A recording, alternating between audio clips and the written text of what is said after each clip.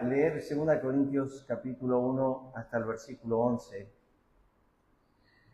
Y mi deseo delante del Señor es traer algunos pensamientos sobre lo que la Escritura, hace unos años atrás, no me acuerdo cuándo fue, había sido invitado a compartir en un retiro de hombres, y el Señor me había traído a la mente compartir qué es lo que sostenía el apóstol Pablo en los sufrimientos. Y había desarrollado más o menos 16 sermones sobre ese tema. Este es el cuarto, que es el consuelo de Dios. El primero se titulaba La voz previa. Cuando el Señor le dijo a Pablo, le mostraré cuánto le es necesario sufrir por mi nombre. El segundo es, de ninguna cosa hago caso. ¿Qué sostenía Pablo? Era la visión de su carrera, el gozo puesto delante de él. Lo tengo acá. Déjenme llevarles ahí un segundo para que simplemente puedan observar la lista. No se ve muy bien, pero bueno, estos los pensamientos que tuve durante esos días con los hombres. El primer sermón se trataba de la palabra previa de Cristo en el sufrimiento. El segundo es no estimaba su vida preciosa para sí mismo. Es un gran tropiezo para nuestras almas cuando estimamos nuestra vida preciosa. Y Pablo había decidido en su corazón no estimar su propia vida. En ese mismo texto dice, el sermón número 3 era, terminar mi carrera con gozo, el ministerio que recibí del Señor Jesús. O sea que estaba puesta la mirada en el galardón, pero en el galardón no necesariamente de una corona, sino de la alegría de recibir la commendación de Cristo, buen siervo fiel. El cuarto sermón había sido tratado por el tema de lo que sostenía Pablo era el consuelo de Dios y de Cristo. Muy extenso fue en toda la vida del ministerio del apóstol Pablo. Muchas veces estuvo desanimado. Dios utilizó no meramente a personas, utilizó la presencia del Espíritu, la presencia del Padre y la presencia del Hijo. Lo que vamos a leer ahora en 2 Corintios, capítulo 1. Pero utilizó un conjunto de hermanos para sostener al apóstol Pablo en su vida. Llegando al final de su ministerio, si ustedes se acuerdan, él dice en su segunda carta escrita a Timoteo, en mi primera defensa, nadie estuvo a mi lado. Pero, dice, el Señor estuvo a mi lado y me dio fuerzas. Todos los que están en Asia, ministerio que pasó mucho tiempo Pablo ahí, dijo, todos los que están en Asia me abandonaron. Terrible crítica a las iglesias. Cuando escribe su segunda carta a los Corintios en el capítulo 11, le dice, cuando tuve necesidad y estuve entre vosotros, no dije nada. Puede ser que pastores en ministerios y misioneros pasen hambre y la iglesia no lo sepa. Pasen desnudez y frío y dificultades y la iglesia no lo sepa. No era un llorón que contaba todas sus tribulaciones y aflicciones, sino alguien que lo guardó y cuando estuvo en esa situación delante de la iglesia de Corinto, ellos no lo supieron, pero dice, los filipenses me ayudaron una y otra vez y recibí de ellos lo que me faltaba. O sea, estaba ministrando, por así decir, en Peguajó, pero Peguajó no le dio una moneda. El que le dio la moneda fue 9 de julio. Él ministraba a Peguajó, pero él recibió su ayuda y su sustento de otra iglesia.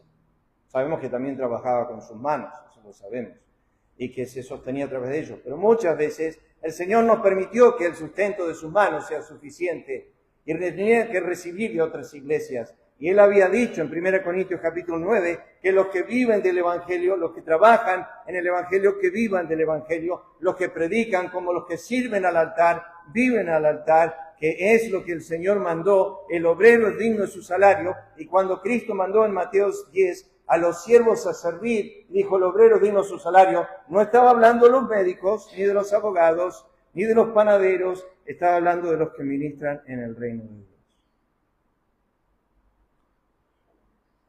No confiar en sí mismo, 2 Corintios, que no lo voy a tocar hoy.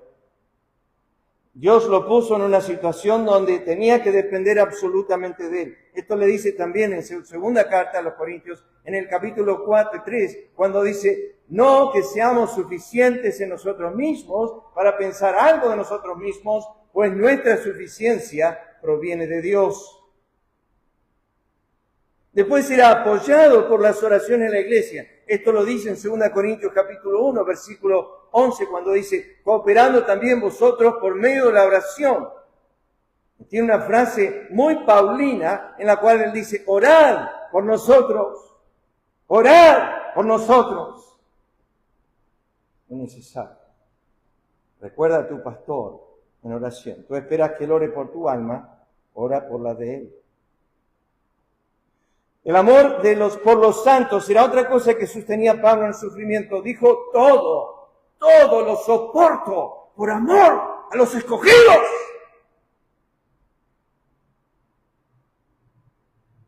¿Por qué se sostenía en el sufrimiento? Porque él no pensaba que era malgastar sus sufrimientos en los santos.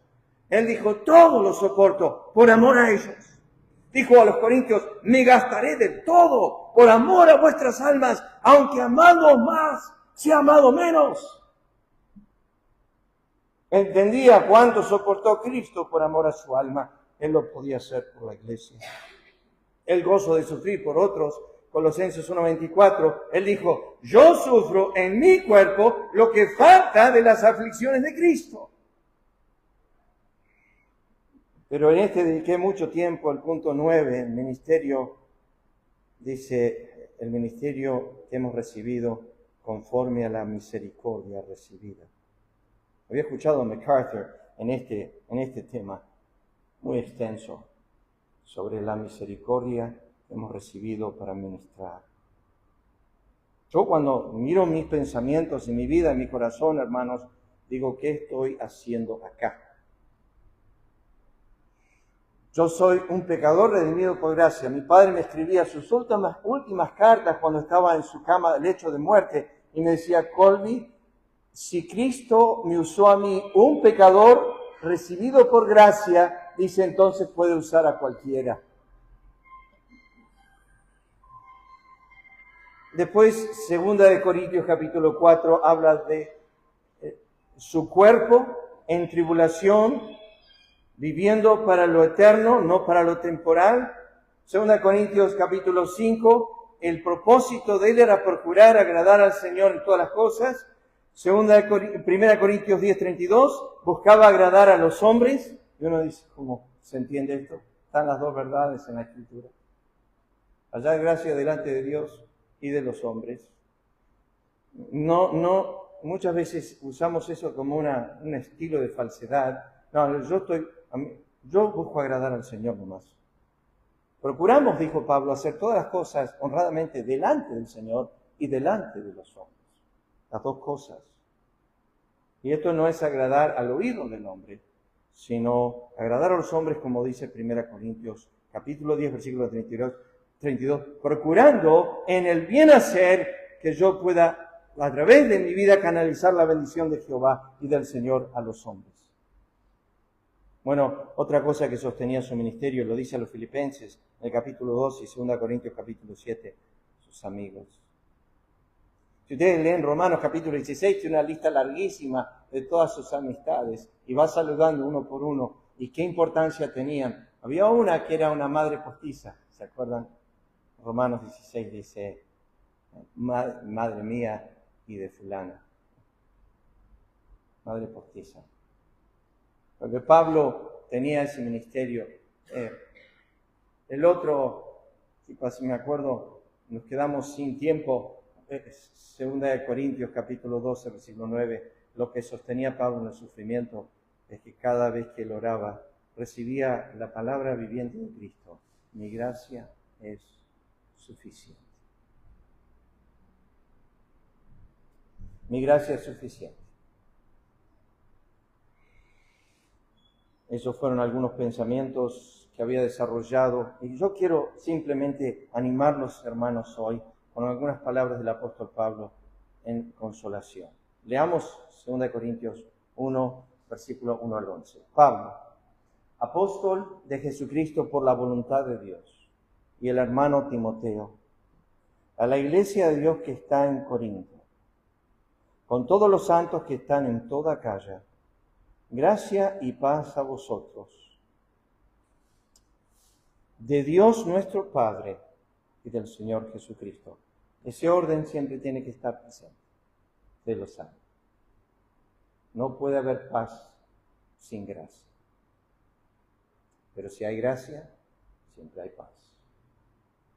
Si un creyente ha conocido la gracia de Dios, en verdad, también conoce la paz de Dios. Tiene paz con Dios, esos dos aspectos del Nuevo Testamento, la paz de Dios. La paz con Dios es cuando entramos a la justificación, Romanos 5:1, y la paz de Dios es cuando entramos al santuario en oración. Son dos aspectos distintos de la paz. Una es la que tenemos fija, inamovible, Romanos 5:1, pero otra es como una tela de araña.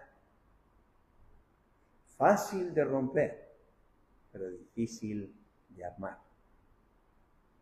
A veces tienes que pasar muchas horas en oración para salir del santuario con paz. Me llevó. Cristo enseñó eso, mi paz os dejo, no como el mundo la da, mi paz os doy yo.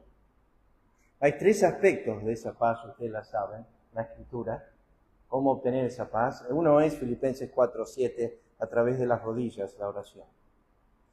La Escritura dice, orando en todo tiempo, en toda súplica, y por nada estéis afanosos, sino sean conocidas vuestras peticiones delante de Dios, con toda acción de gracias, y la paz de Dios, que sobrepasa todo entendimiento, guardará vuestros corazones en Cristo Jesús. Esa paz viene por la oración. Pero después está la paz de la Escritura. Esa es la que viene en Salmo 119, 165. Mucha paz tienen los que aman tu ley.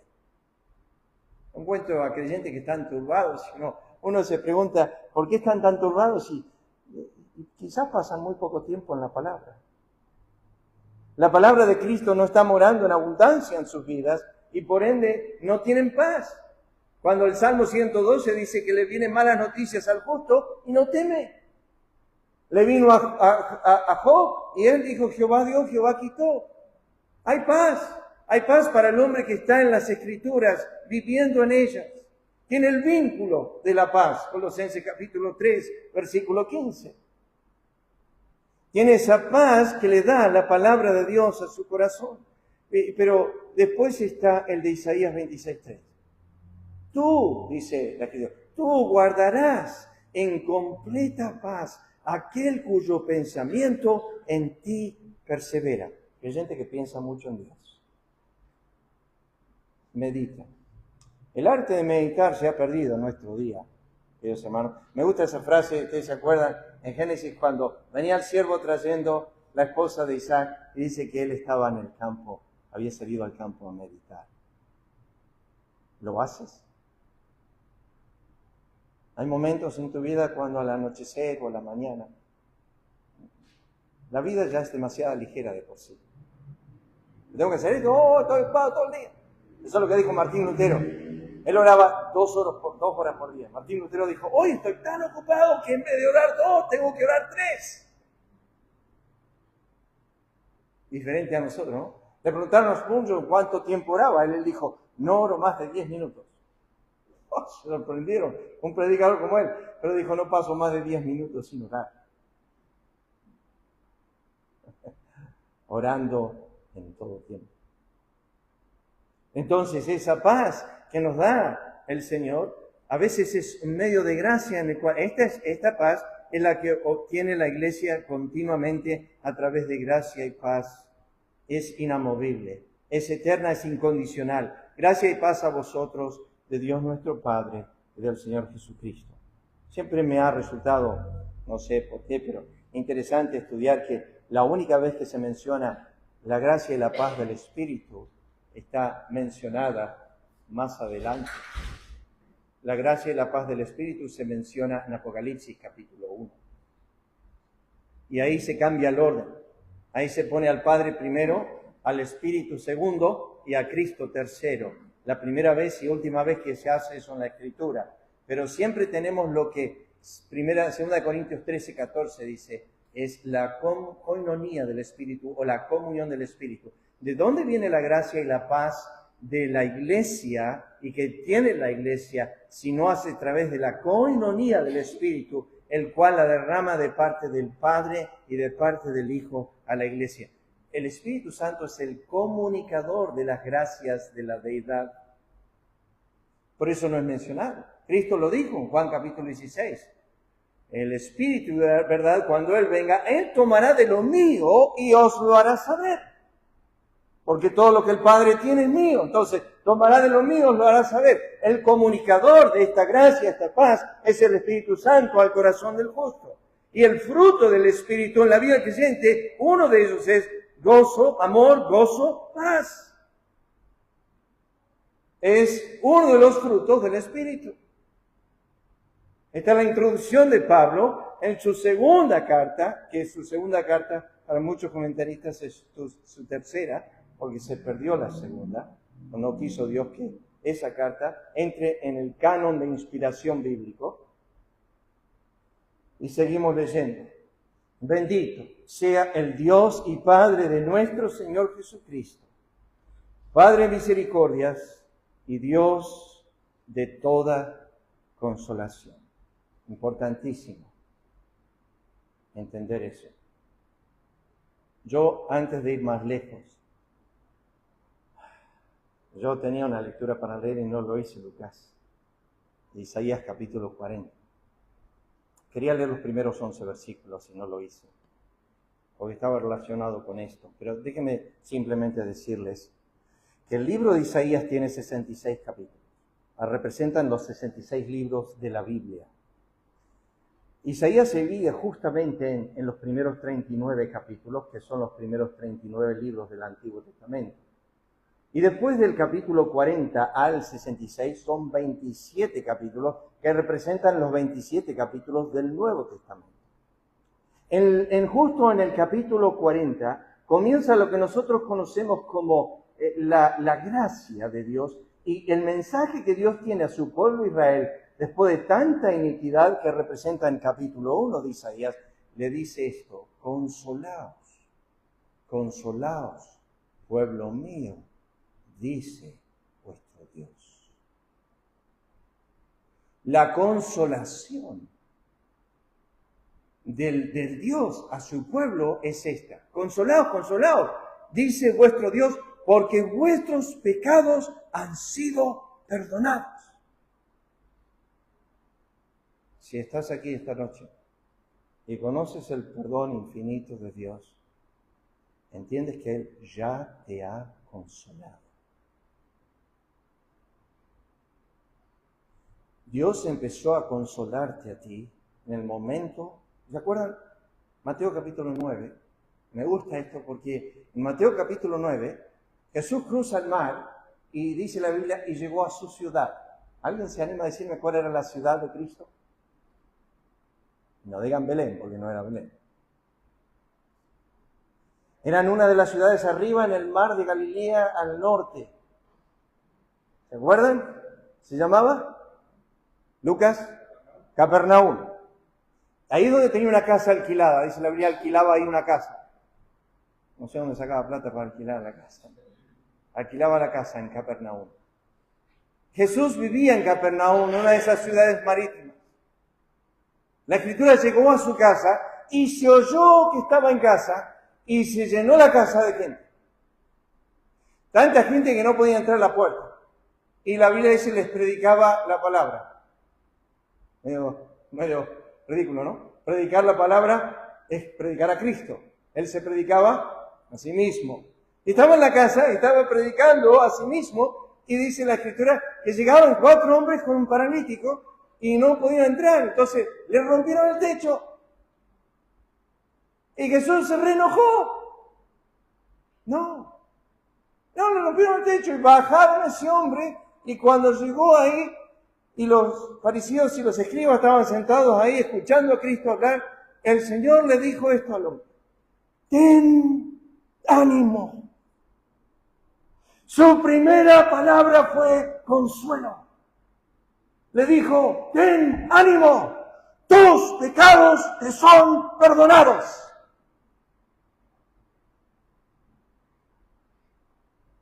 Y tú te preguntas a tu corazón, y tú dices: ¿dónde está mi consuelo de parte de Dios? Empezó cuando Él te dijo al alma: ten ánimo, hijo mío, te he perdonado toda tu iniquidad. Ha sido borrado todas tus iniquidades. Ten ánimo, he perdonado tu causa. Ese hombre en ese momento no entendía la grandeza de la bondad, de la misericordia, de la benignidad de Dios. No entendía la riqueza que había recibido. No entendía que había sido trasladado de las tinieblas a la luz, del poder de Satanás a Dios, de un destino eterno sin Cristo, sin Dios, sin esperanza. No entendía todas las misericordias y bendiciones que había recibido en ese instante. No entendía que había sido adoptado como hijo, había sido introducido al reino maravilloso de Cristo. No entendía nada de eso. Escuchó nomás esto: ten ánimo, tus pecados te son perdonados. Bueno,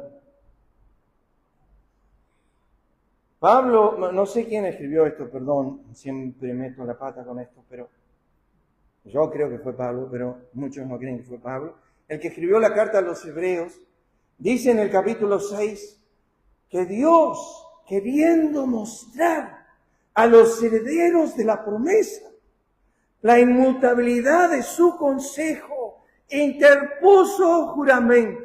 Déjenme explicarle ese momentito ahí en la Biblia. Porque la Biblia dice que cuando 2 hombres se juntaban, yo y Lucas vamos a hacer un pacto, me junto con Lucas, y lo que hacemos en el Antiguo Testamento era: te juro por Dios.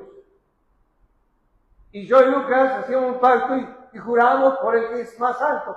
Te juro por Dios, Dios es testigo de lo que estamos conversando en este momento. Pero Dios, queriendo interponer un juramento a su consejo por 2 cosas inmutables en las cuales es imposible que Dios mienta, interpuso juramento diciendo esto: te juro, pero arriba, no hay nadie más alto que yo. Le dijo: te juro. Miró a Abraham y le dijo: te juro por mí mismo. Te juro por mí mismo. Te he dado mi palabra y ahora te interpongo un juramento. Juré a David, dice el Salmo 89, juré a David que no mentiré. Juré a David por mi santidad. Entienden que si Dios le falla a David, deja de ser santo. Los seres vivientes dejan de decirle santo, santo, santo. Dios deja de ser Dios. Es tan importante su palabra que el Salmo 138 nos dice que puso su palabra sobre su nombre. Y tú adoras el nombre del Altísimo. Y Dios dice: más que mi nombre es mi palabra. Tiene más valor lo que yo te he dicho en la Biblia que mi propio nombre. Vale más. Confía en ella. No la dudes. Bueno, él dice, el autor de los Hebreos, diciendo Pablo, el autor de los Hebreos dice esto. Dice: y nosotros, para que tengamos un fortísimo consuelo. ¿Por qué Dios quiere mostrar a los herederos la promesa, la inmutabilidad de su consejo? Para que Lucas, para que Roxana, para que Alejandra, para que Miguel nunca pasen en la vida un momento de inseguridad y de duda. Entonces Dios dijo, te lo juro por mí mismo, y corremos y nos hacemos de esa palabra que es el fortísimo consuelo que Dios nos ha dado. Consolaos, consolaos, pueblo mío, dice vuestro Dios. Pero noten lo que dice en el versículo 4. El cual. Y no vamos a ir muy lejos porque yo prometí que vamos a cortar temprano. No pretendía darles todo el sermón tampoco. Escuchen ahora el círculo que Pablo desarrolla aquí. Escuchen. El cual nos consuela. Está hablando de Dios, de toda consolación. El versículo 4 dice, el cual nos consuela. Dios nos consuela. ¿Dónde? En todas nuestras tribulaciones. Ya vamos a llegar, pero escuchen el texto. Motivo por cual Dios nos consuela. Sigue. Para que podamos también nosotros consolar a los que están en cualquier tribulación. Yo canté un coro que cantamos acá, que creo que es el 13. Lo que permanece se llama. Lo canté en el entierro de mi padre. Ahí estaba el cajón delante mío. Me subí con la guitarra, había 400 personas. Y canté y Dios me dio la gracia para cantar. Pero yo me quería suicidar cuando mi papá me enteré que estaba enfermo de muerte. Además, busqué en internet cómo quitarme la vida. Y me preguntan si yo era pastor, estaba pastoreando la iglesia en Ezeiza. Mi papá era pastor en Monte Grande, a 20 minutos de mí. Había sido mi mentor, mi mejor amigo. Mi papá era todo para mí. Y yo quería quitarme la vida. Yo dije, Señor, Él muere y yo muero. Yo no soportaba que mi padre se ha quitado de mi presencia. Es joven también, tenía 61 años. Y justamente hoy leí ese pasaje en Éxodo, donde la Escritura dice, no los llevaré por este camino, dice Jehová, no sea que se desanime su corazón y se vuelvan a Egipto. La ternura de Dios, la paciencia y la compasión del Señor. Dice, no los voy a llevar por este camino. No sea que se desanime su corazón, pues ya veía lo que iba a pasar, y se desanima su corazón. No los puedo llevar por este camino. No sea que se desanime su corazón y se vuelvan a Egipto. Entonces no los voy a llevar por aquí. Y cuando la aflicción de mi padre empezó, duró 1 año y 8 meses. Y en los primeros meses yo era un trapo de piso y mi esposa era testigo. No servía para nada. No hice ministerio, no hice nada. Caí en un estado depresivo, no quería seguir. Y Dios, que yo no sabía, mi padre había determinado quitarse la vida después que supo que su tumor, su cáncer, era inoperable. Y decidió esa noche, no comer más y no decirle a mi mamá y simplemente quitarse la vida de hambre. Entró en un espíritu de sangre. Y bueno, él se levantaba todos los días a las 3 de la mañana para leer y para orar. Y leía hasta las 7 de la mañana y oraba. Tenía ese tiempo con el Señor. Y esa noche le dijo al Señor, me voy a morir. Y esa mañana se levantó a las 3 de la mañana y abrió su devocional que regularmente leía, que era En pos de lo supremo por Oswald Chambers. Y cuando lo abrió, lo primero que tenía título arriba en letras negras era levántate y come, porque largo camino te resta. Y dijo, lo único que sabía que él había decidido no comer era el Señor. Y el Señor le dijo, levántate y come, porque largo camino te resta. Y esa mañana me escribió un correo electrónico, yo estaba en Argentina, y me puso, Dios me ha dicho que me queda largo tiempo. Y yo estaba tan desanimado como él. Y en vez de lo que decimos nosotros en Argentina, matar 2 pájaros de un tiro, el Señor le dio vida a 2 siervos con una sola palabra. Yo saltaba de gozo, no podía bailar un malambo, aunque mi esposa sabe que no sé ni bailar. Pero yo estaba contentísimo y no sabía cuántos años le iba a dar a mi papá. Pero ¿qué fue haciendo Dios? Me fue destetando de mi padre. Y cuando llegué a la cama de su muerte, que estaba pesando de casi 100 kilos, 47, y era piel y hueso y estaba totalmente amarillo, me puse al lado de la cama de él. Eso fue el viernes, el sábado entró en coma y el domingo falleció. Y el viernes estaba lúcido, pero no podía caminar. Y me puse al lado de él y dice, papá, estás amarillo. Y me dice, me estoy queriendo volver chino antes de morir. La broma. Y le dije, me voy a sacar una foto con vos, papá. Y me saqué una foto con la cámara de 35 milímetros. Existían, sí, existían. Ahora que yo no las conozco.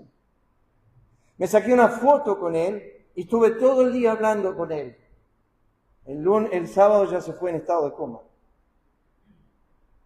Y le dije, te fuiste de la Argentina, papá. No, y ahí en ese momento le dije, papá, si el Señor se pararía acá como se paró con Salomón y te da un cheque en blanco y te dice, pídeme lo que quieres, Ronaldo, ¿no le pedirían 20 años más para servir a Cristo en la Argentina? Y me dijo, no, quiero morir y estar con Cristo. Ya está, dice, me está llamando a su presencia. Quiero ir y estar con Él. Entonces yo le dije, papá, te fuiste a la Argentina como Moisés, pero te olvidaste de dejar un Josué.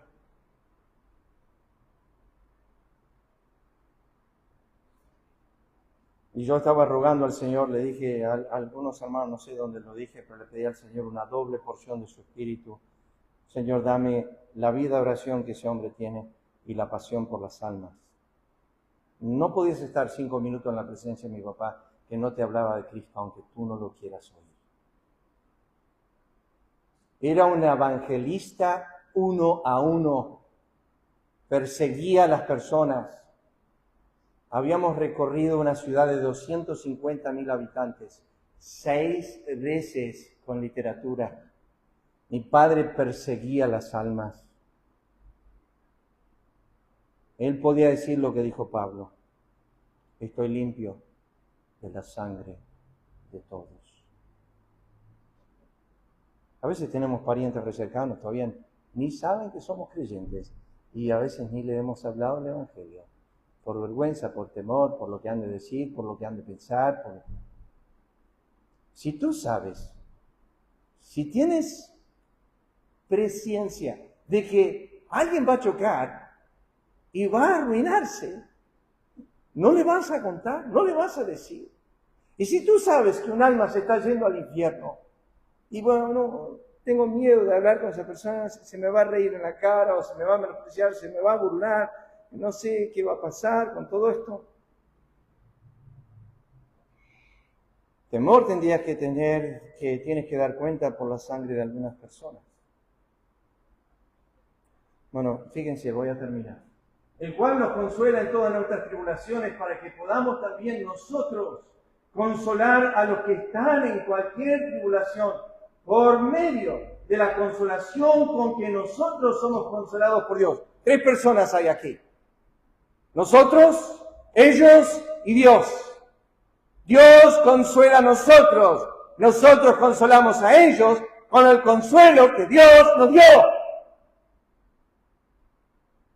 ¿Y por qué Dios atribula? Dios trae la tribulación para poder traer la consolación, para que yo cuando sea atribulado y tenga su consolación, pueda consolar a otros con la misma consolación de Dios.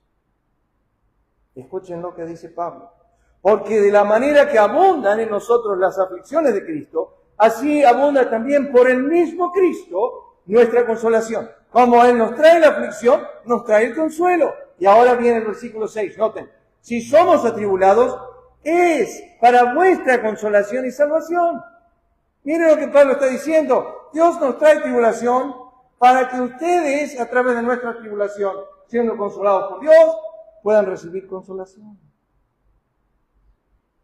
O si somos consolados, es para vuestra consolación y salvación, la cual se opera en el sufrir las mismas aflicciones que nosotros también padecemos.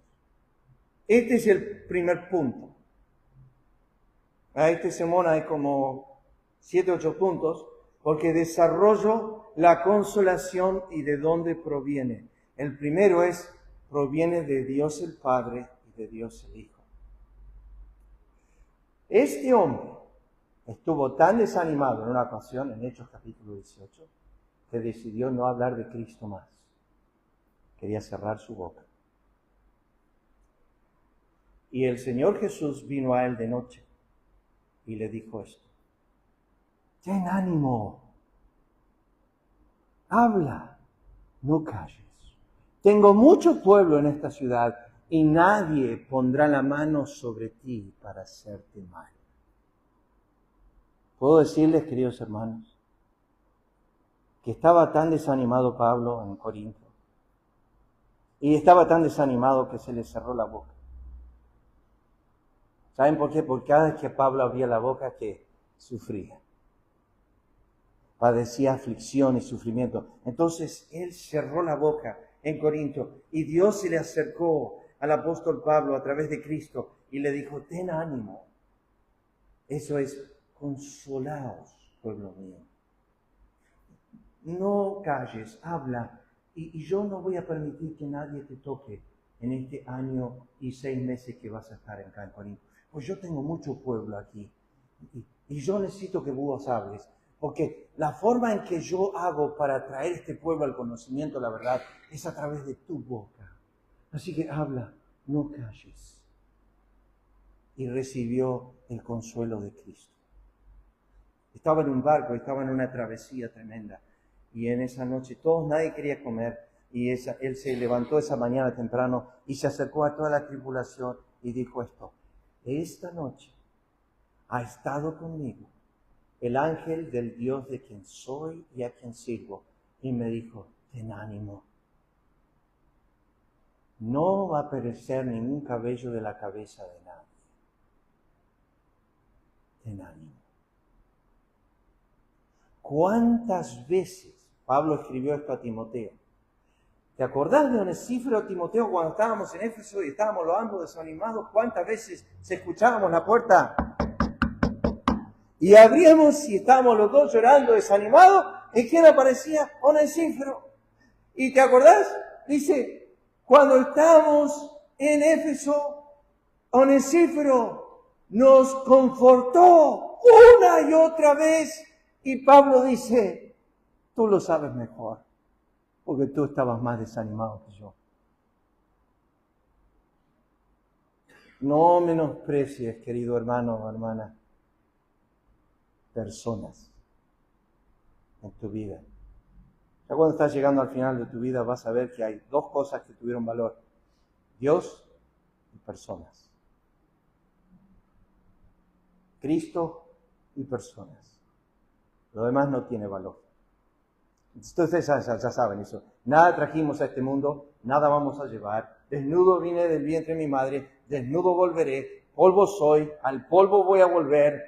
Yo no llevo nada de este mundo a la eternidad. Pero hay 2 relaciones que van a permanecer eternamente: Dios y las personas que están en Cristo, con los cuales fueron mi apoyo. Pablo habla de estas personas una y otra vez, pero de una de ellas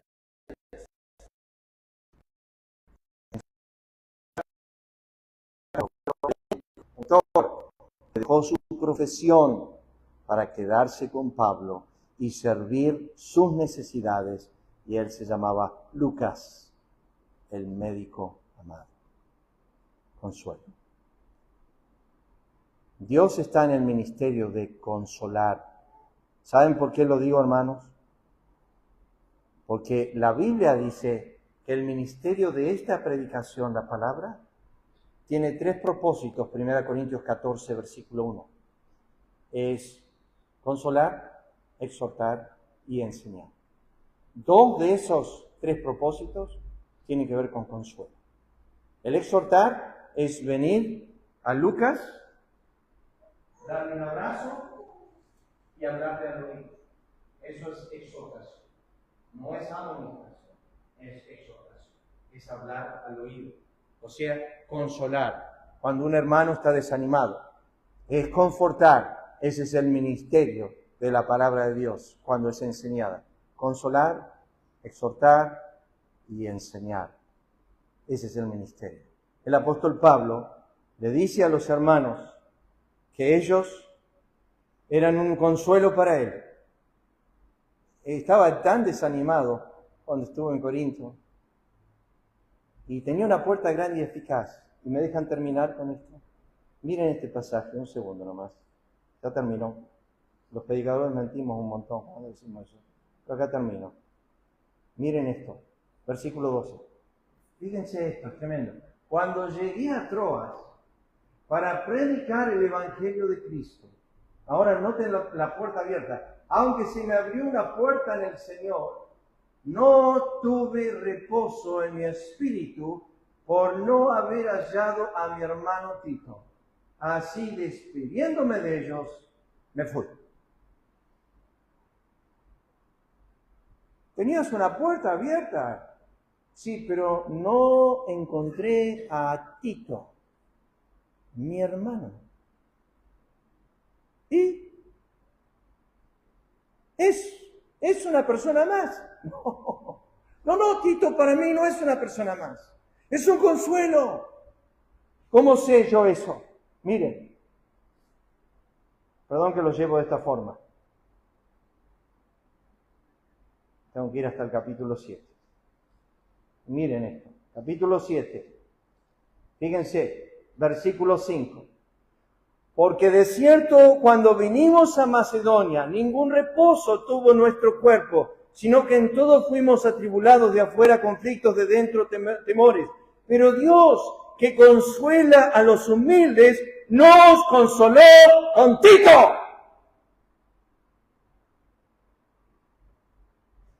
Pero Dios no te podía consolar. Sí, pero Dios utiliza el medio de personas para consolar.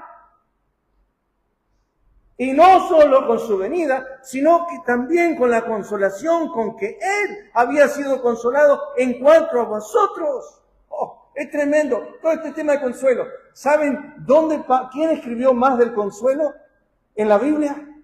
El apóstol Pablo.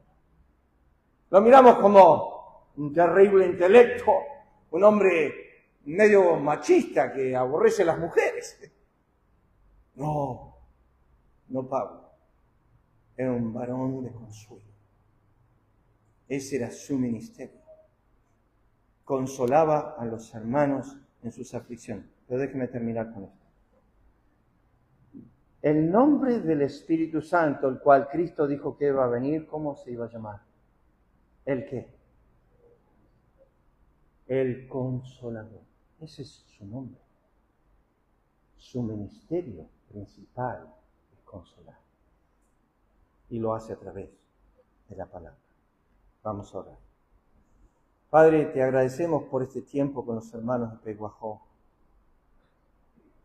Pedimos, Señor, que tú bendigas tu palabra a los corazones y que como hemos estudiado sea de consuelo, de confort y de ayuda a cada uno en particular. Lo pedimos en el nombre de Cristo. Amén. Que el Señor les bendiga, hermanos. Gracias por recibirnos.